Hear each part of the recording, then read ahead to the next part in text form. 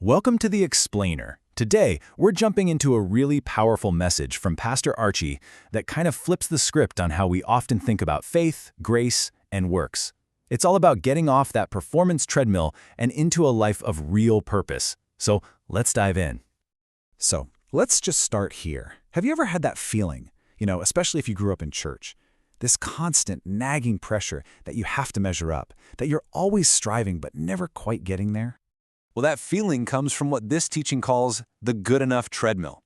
It's a really common, but totally backward, way of thinking about our relationship with God. It turns faith into this exhausting ladder that we feel like we just have to keep climbing. And here's the flawed logic that so many of us get caught in.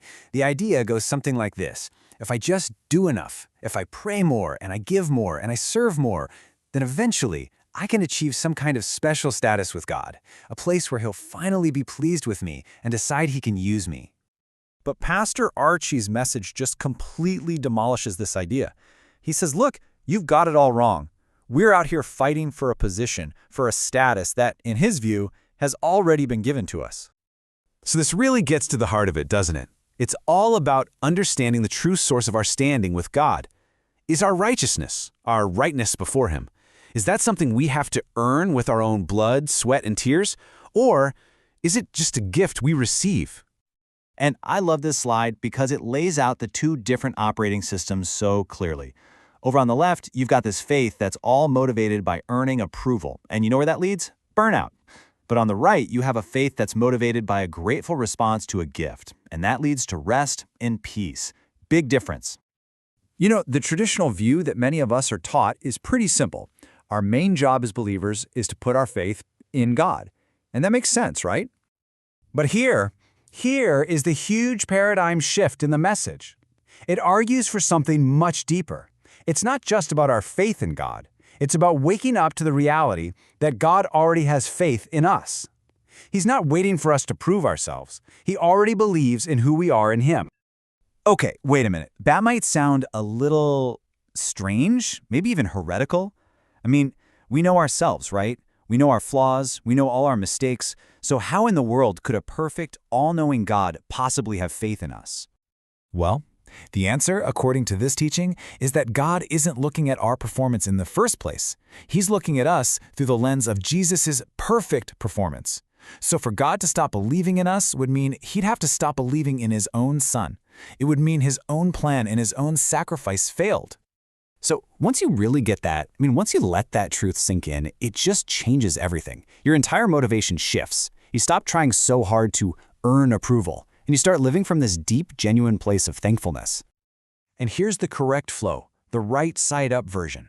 It's not our works that lead to righteousness, it's the exact opposite. First, you receive righteousness as a pure gift. That incredible revelation sparks true, heartfelt gratitude. And then that gratitude naturally overflows into what we call good works. So all those things, prayer, giving, serving, they're no longer items on some spiritual to-do list you use to try and get God to like you. No, they become a natural, joyful reflex. They're basically your heart's way of saying, thank you for a gift you could never earn, but have already received. Okay, so that leads to a big question. If our status with God is already locked in, if it's a done deal, then what's the point of our actions? What about what the Bible calls works? Do they even matter anymore? And this is where Pastor Archie makes a really crucial distinction. He says there are works, which is basically just human effort and striving, and then there are good works. Good works are totally different. They aren't about trying to get something from God. They are the actions that are born out of you believing what God already says and believes about you. The ultimate case study for this is Abraham. Think about it. God promises him He's going to be the father of many nations, a promise that hinges entirely on his son Isaac. So when God asks him to sacrifice Isaac, Abraham's willingness to go through with it was this radical act of faith. Why? Because he so completely believed God's promise that he figured God would just have to raise Isaac from the dead to make it happen. Now that was a good work. So you see what he's getting at? True faith isn't just a mental nod that, yep, God exists. It's about really hearing what God has said about you, actually believing it's true, and then having the guts to act like it's true. And this all builds to a final, really powerful conclusion about your own identity. This isn't just some abstract theology. This is about a fundamental shift in how you see your own reality.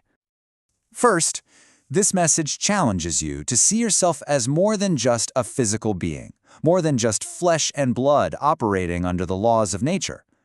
Instead, it urges us to recognize this incredible divine connection, that we are literally united with God Almighty, which completely changes the game.